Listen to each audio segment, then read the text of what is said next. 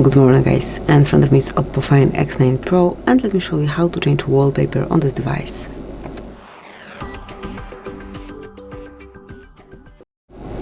So at first, enroll the settings, then find and select home screen, lock screen and style, and here locate the theme that you wish to apply. Let me choose for example this one.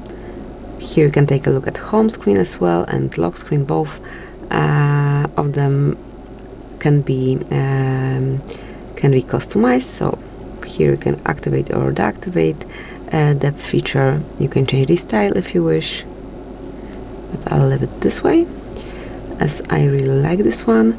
And here you can also change the wallpaper, the icons. As you can see, everything can be updated however you like. So let me leave it this way.